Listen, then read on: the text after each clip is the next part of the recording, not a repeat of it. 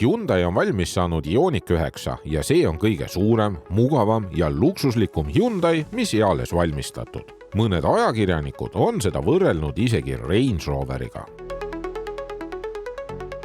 Hyundai kutsub oma uue täiselektrilise lipulaeva disaini aerosteetikaks. Ehk siis see pidavat tähendama seda, et siin on aerodünaamika ja esteetika omavahel kokku sulandatud. Ja kui ma seda disaini vaatan, ma ütleksin, et ma leian siit natukene sellist Hyundai või õigemini Genesise disaini. Ja Genesis on teatavasti ikkagi selline Hyundai luksusbränd, vähemalt Ameerikas, kuigi nad juba mingil määral Euroopas ka toimetavad. Loomulikult ei puudu siin selline pikslite disain, ehk siis seda leiab siit esituledest, siit eestpaneelilt, seda leiab tagatuledest, ehk siis seda on igal pool. Järgmiseks on see auto 5 meetrit pikk. Ja 5 meetrit pikk auto tähendab seda, et see on pikem kui näiteks Kia EV9, mis on selle sõsarmudel. Ja see on isegi natukene pikem kui pika teljevahega Volkswagen ID.Buzz. Aga ID.Buzz on pisut kõrgem. Ja kui ma selle auto tahaossa jõuan, siis öeldakse, et Hyundai Ioniq 9 disain siin tagaosas on inspireeritud paadisabast, ehk siis see katusejoon on selline langev. No ju siis on paadisaba. Siis need väljad on justkui nagu 80-ndate autol ja huvitaval kombel need 21-tollised rattad näevad siin autol eriti väiksed välja. Aga kui ma nüüd räägin selle auto tehnikast, siis standardis on see tagaveoline ja lisaraha eest saab seda autot ka nelikveolisena. Kia EV9 pakutakse Eestis ainult nelikveolisena, seega EV9 puudub sisuliselt soodsam versioon. Samuti saab seda autot siis kas 7-kohalisena või 6-kohalisena. Standardis on see auto 7-kohalisena. Ja võrreldes sõsara Kia EV9-ga on Ioniq 9 akupakk lausa 10 kilovatt-tundi suurem. Hyundai ja Kia leiavad endiselt, et nende tagaluugil ei peaks olema jalaviipega avamist ja käed vabad avamist saad teha siis niimoodi, et võti on taskus ja seisad siin mingi 5 sekundit ja siis see luuk tuleb lahti. Iseenesest on see mõistlik lahendus, aga samas on nii tüütult aegavõttev lahendus. Kui sellel autol on kõik 3 istmerida püsti klapitud, siis siin pagasiruumi on umbes sama palju kui näiteks Volkswagen Golfiski. Ja kui ma nüüd võrdlen seda sõsara Kia EV9-ga, siis Hyundai'l on mõni liiter rohkem pagasiruumi mahtu. Samuti on siin ka mõni liiter rohkem pagasiruumi mahtu kui Volvo EX90. Ja kui nüüd siia kõrvale tuua pika teljevahega Volkswagen ID.Buzz, siis ID.Buzzis on paraku pagasiruumis sellepärast rohkem ruumi, et sellel autol on kõrgust rohkem ja tegemist on ikkagi täismahulise mahtuniversaaliga või siis väikebussiga, kuidas keegi kutsuda tahab. Need tagumised istmed saab väga mugavalt lihtsalt nupuvajutusega alla klappida ja siis siia tekib ikkagi selline pagasiruum, mida saabki võrrelda just väikekaubikuga või siis väikebussiga. Kui see auto on 6-kohaline nagu siin, siis jääb 2 istme vahele ikkagi selline tühimik ja sellised väiksemad asjad nagu näiteks bowlingupallid võivad siit 2 istme vahelt lihtsalt sõitjate ruumi veereda. Kotikinnituskonkse siin otseselt ei ole, mis on jällegi miinus, sellepärast et kõik asjad, mis siia pagasiruumi paned, need lihtsalt sõidavad edasi-tagasi lahtiselt. Hea on see, et katteruloo saad sa siia katte alla ära peita ja siin on väiksemad sorti laegas. Samuti on sellel autol ka ees pagasiruum, et sa saaksid kõik laadimistarvikud siis sinna panna. Haagise konks on ka sellel autol olemas, veovõimeks 2500 kilogrammi, ehk siis sama nagu Kia EV9, aga Volvo EX90 jääb alla 300 kilogrammiga, ehk siis Volvoga tohib 2,2 tonnist haagist vedada. Proovisõiduks on kõikide lisadega Ioniq 9 tippmudel, mis 2 elektrimootoriga nelikveolisena arendab 315 kilovatti ja 700 newtonmeetrit. 800-voldise aku kasutatavaks mahuks on 106 kilovatt-tundi. kiirlaadimise võimekuseks kuni 250 kilovatti, aga kodulaadijas vaid 11 kilovatti, mis tõttu kulub aku täislaadimiseks üle 11 tunni. Ioniq 9 on 5 meetrit pikk, 2,8 tonni kaaluv kõrge clearance'iga pehme vedrustusega linnadžiip ja see auto ei tunne kurvilisel teel kiiresti sõites ennast koduselt. Ja see on tegelikult üsna ootuspärane, sest et see auto ei ole ka selle jaoks mõeldud. Selle auto roolisüsteem on kergemapoolsem, tundetu, aga samas jällegi sellise mõnusa vastusurvega on rool. 0-100 kiirendab see auto mõistlikult 5,2 sekundiga ja üldiselt see piduripedaal on ka väga hea kompromiss elektrimootori pidurdamisest kui ka päris pidurite pidurdamisest, ehk siis see on väga hea selline lineaarne ja kui sa ikkagi pedaali peale vajutad, sa tunned, et see auto aeglustab, aga selle aeglustamisega kaasneb ka see, et see auto nina sukeldub maad ligi.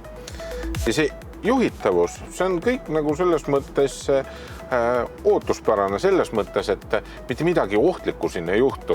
Sa mõistad selgesti, et see on raske auto, see on suur auto, see ei sõida kurvides kiiresti, aga samas sul on siin rooli taga piisavalt palju enesekindlust, et siis mõnel kurvilisel teel natukene kiiremini sõita. Ja muidugi need suured kerekaldumised kurvides annavad ka nagu väga selgesti märku, et see auto hakkab alajuhitava muutuma ja sa peaksid hoogu maha võtma.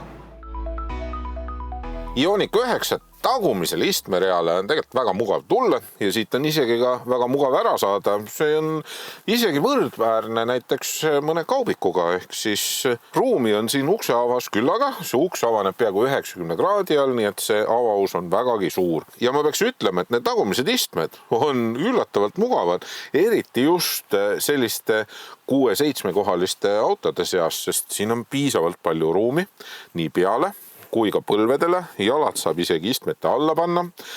Selgelt on siin rohkem ruumi kui Volvo EX90-st, küll muidugi ID-passis on viimases istmereas rohkem ruumi, aga see on ju selgelt ka kaubik või siis väike buss, ütleme siis nii.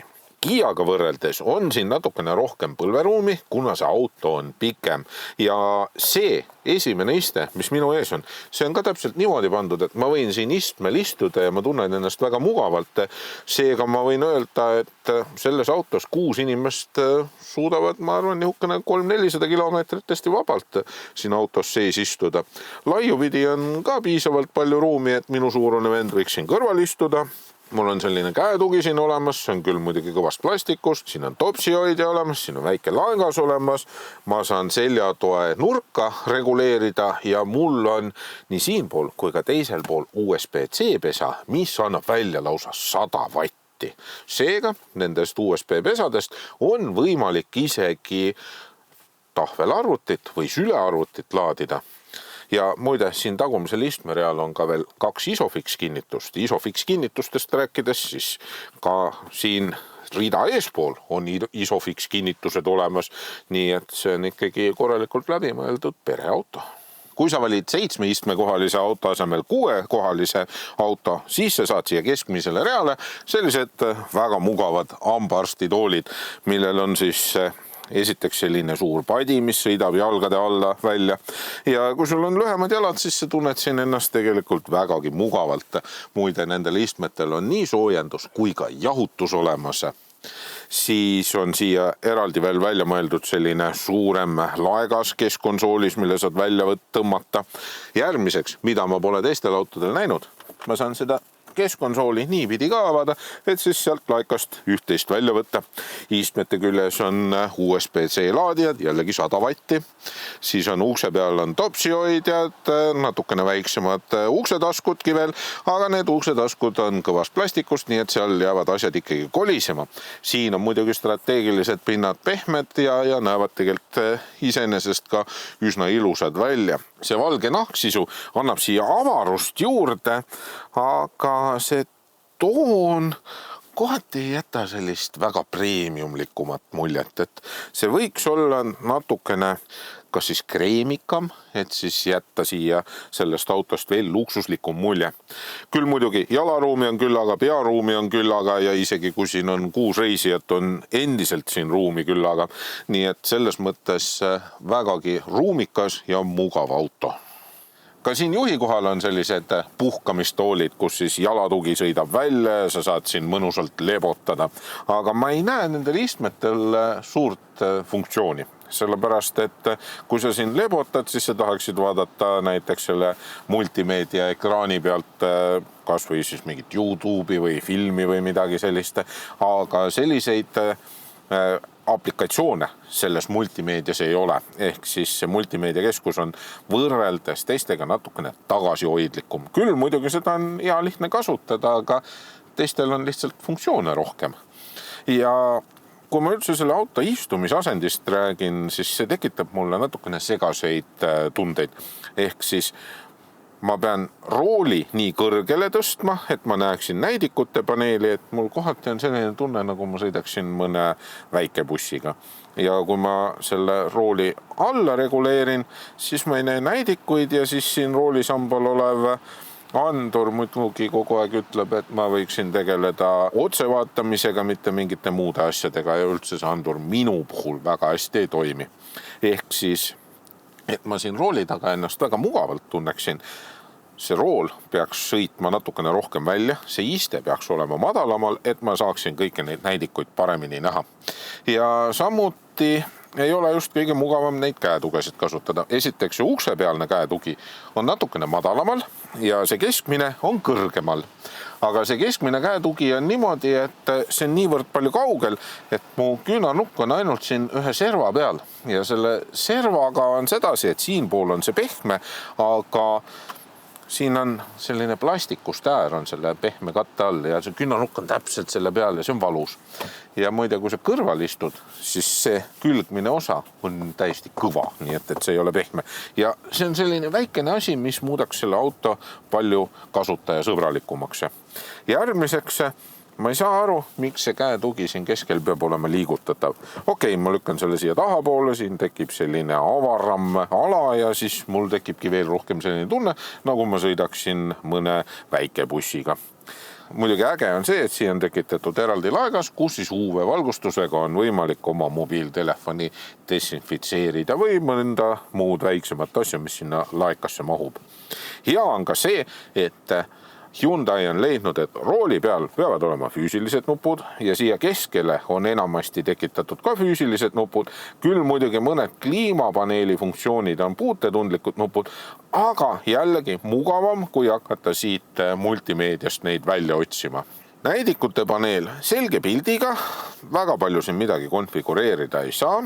Tüütu on see, et erinevaid sõidu- ja ohutusabilisi kiirteena kuskilt välja lülitada ei saa, et sa pead ikkagi menüüdes surfama.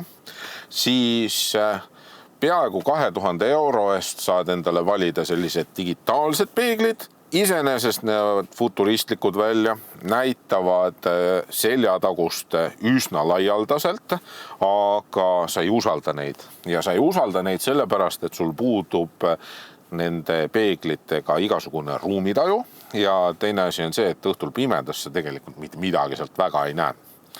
Siis huvitav on ka see, et siin laepolstril on igal pool sellised väiksed justkui tüüblikujulised punnid ja nende sees on selle Bose helisüsteemi aktiivse mürasummutuse mikrofonid, et siis siin autos oleks vaiksem olla.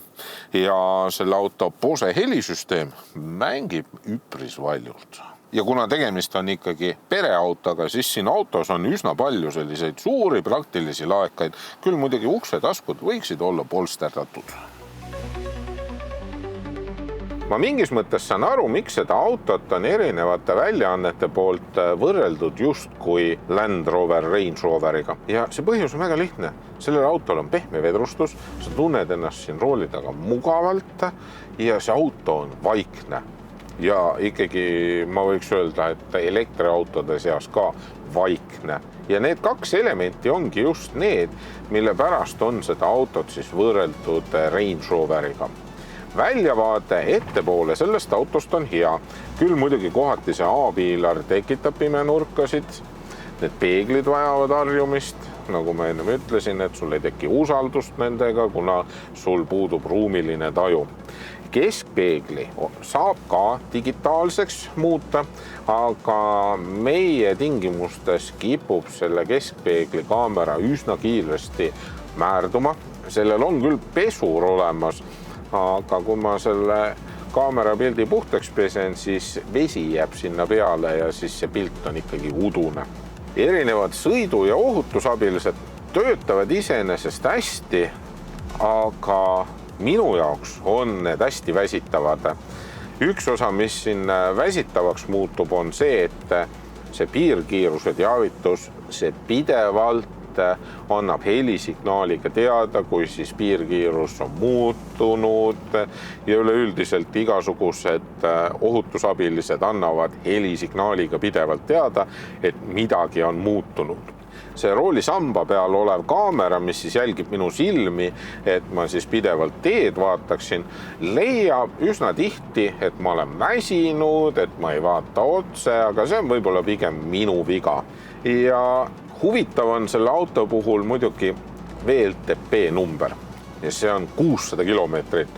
No teatavasti VLTP näitab aiateibaid, kuna seal sõidetakse ikkagi laboris ja aeglased kiirendused, sellised sujuvad kiirendused ja kliimaseade ei tööta. No loomulikult välitemperatuur seal laboris on ka üsna kõrge. Seetõttu on mõistlikum vaadata ameeriklaste EPA standardi poole ja see EPA standard on selles mõttes reaalsem, kuna seal kasutatakse kliimaseadet, keskmised kiirused on kõrgemad ja ka kiirendamised on päris elule ligilähedasemad ja siis lubatakse selle auto akutäiega sõita umbes 500 kilomeetrit. Nüüd ma olen selle autoga igatpidi proovinud sõita nii ökonoomsemalt kui tavapäraselt ja see keskmine energiakulu on minul kujunenud 33 kilovatt-tundi 100 kilomeetri peale, mis teeb arvutuslikult akutäiega umbes 321 kilomeetrit ja õues on siin olnud umbes selline +5 kraadi. Seega, no ma ei ütleks, et päris talvised tingimused. Ioniq 9 hinnad algavad 77 000 eurost, siis saad tagaveolise 7-kohalise mudeli. Selline kõikide lisadega 6-kohaline mudel maksab umbes 93 000 eurot, mis on enam-vähem sarnane Kia EV9-ga.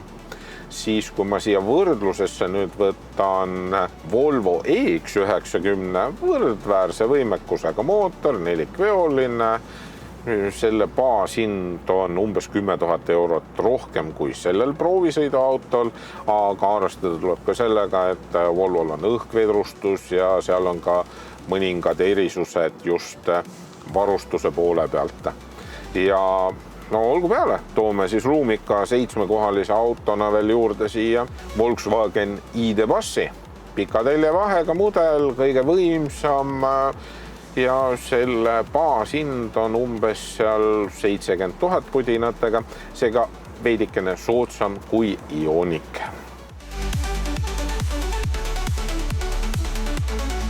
Ioniq 9 on tõesti suur, pehme, vaikne ja mugav täiselektriline auto, mille läbisõit akutäiega reaalselt on üpris tavapärane elektriauto kohta.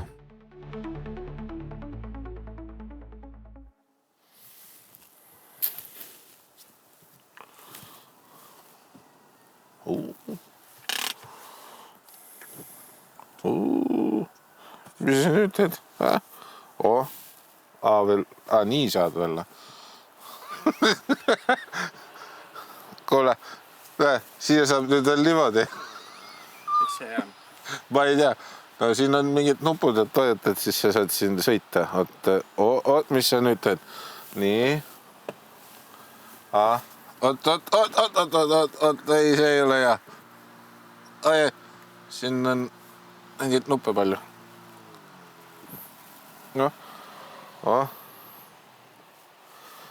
Kuule. Koht läks mööda. Thank you.